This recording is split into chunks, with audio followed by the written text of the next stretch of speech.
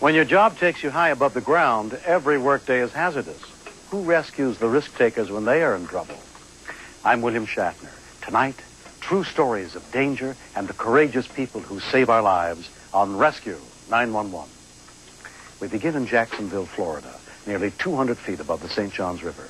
Though actors have helped to set the scene for this story, almost all of the footage you will see was taped during a daring rescue attempt May 15th of this year. The Dames Point Bridge in Jacksonville, Florida had only just opened. Sam Martin and Kimberly Brooks were making the final inspection. For the 23-year-old engineer trainee, it was her first bridge inspection.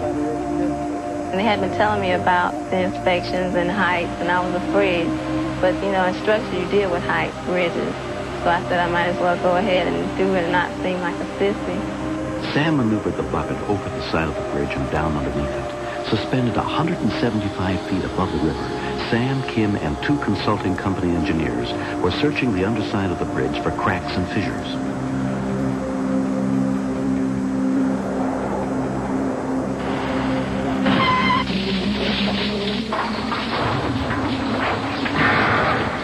When the safety mechanism suddenly shut down the engine, driver Chester Taylor went to see what the problem was.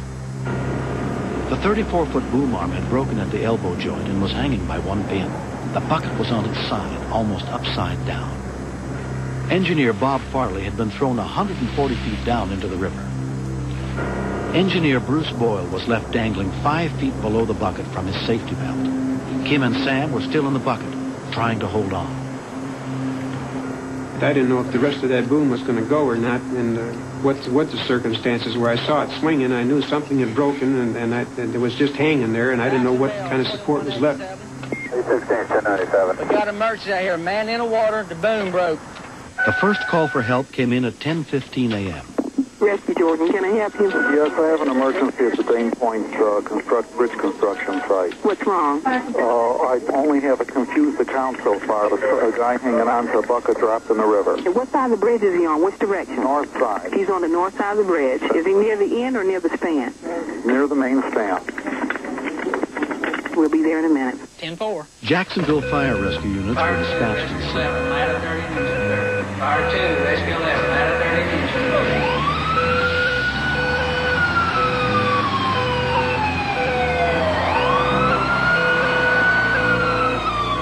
I was watching Bruce's eyes just roll back in his head, and you can tell he was in pain. He was trying to pull up, and I knew he couldn't pull up because the way he was hanging. Bob Farley had somehow managed to hit the water feet first. He escaped from his 14-story fall with only a dislocated shoulder. Up on the bridge, help had arrived, but none of the rescue vehicles could reach down to the victims. It seemed like we had been up there for hours, and my arm went numb, and you try to shake it, and then you just felt like I might as well fall out. You know, I didn't know how much more I could take. The first attempt to rappel down to the victims was quickly aborted. Chief Napoli decided it would be safer to send someone more experienced. Paramedic Randy Fulford had trained for high-angle rescues by rappelling up and down City Hall with the SWAT team. On the Dames Point Bridge. Rescue 18 will respond to the incident on the bridge, lights and siren.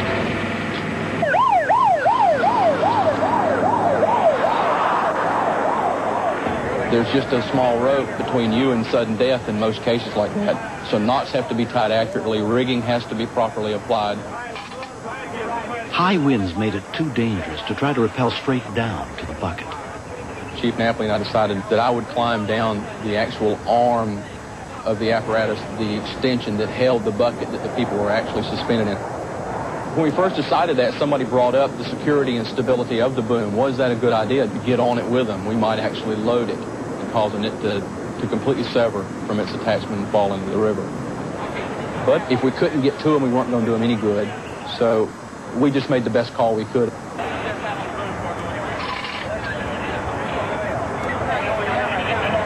right, let me have the flag. Let me have the flag. Come on. Come on. Come on, Bob. Give him on the front. Look. Go right down the way.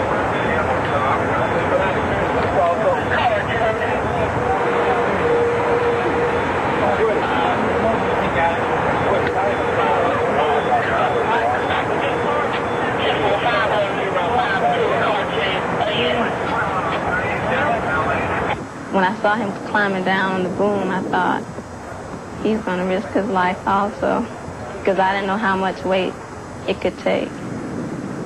As I descended the boom, it became increasingly slick because of all the hydraulic fluid that had been sprayed all over it.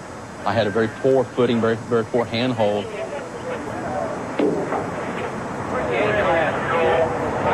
on the last one. He's about halfway down to the boom now.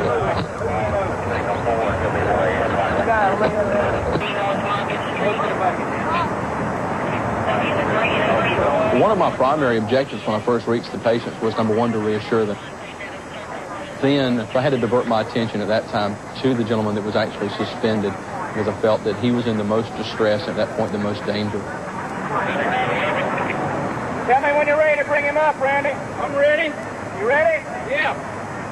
Count. All right, start taking the slack up. Go ahead. Get a lot of feedback. More men better on that, but... Hold it! Hey, don't pull. Give him a little slack. He's got...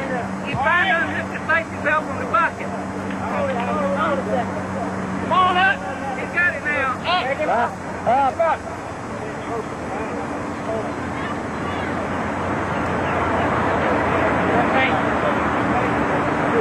Hold it. All right, hold up. Come on. More slack. More slack. Slack. Randy strapped Bruce in a safety harness and attached it to a pulley system. I signaled for them to haul him up. At that point, I had no control over his rope. He was totally in the people on the top's hands at that time.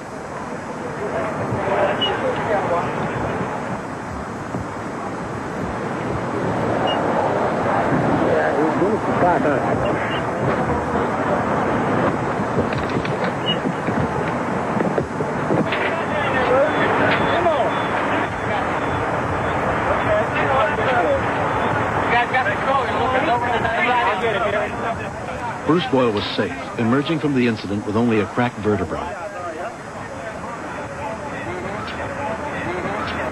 As I secured Kim to a more safe attachment, I was notified from the people up top that Harry Whidden was coming down to help me.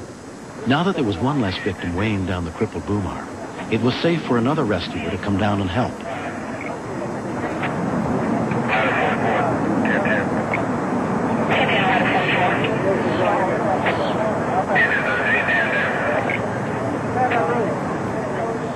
Kim, like Bruce before her, was given a choice. Be raised 34 feet to the bridge or lowered 140 feet to a boat. After more than an hour suspended over the river, she too chose to be hoisted up. Do it again sometime. No way. Just hold on.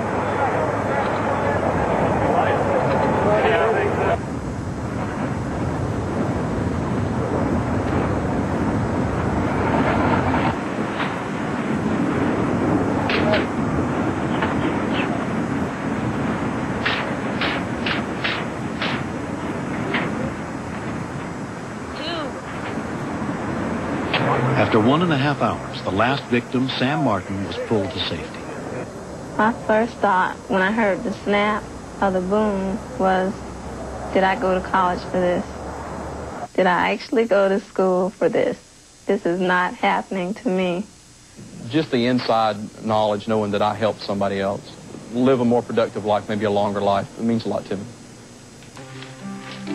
Kim Brooks will finish her trainee program and become an engineer 3 years from now. None of her plans for the future have changed. The accident on the Dames Point Bridge happened about 4 months prior to Clem and I getting married. Kim, here's Ling Ling, the ugly teddy bear. The first thought that came to my mind as I was hanging there was somebody else marrying Clem on our wedding day. And that gave me a little bit of inspiration to hold on. I hate to say, but sometimes it almost takes something, devastating, to a near fatal accident or something to really make you realize what you have, because it seems that you always take one another for granted. But now, since this has happened, you know, that's my girl. She's... The only thing that can break us up is death. Next. Police Fire Communications.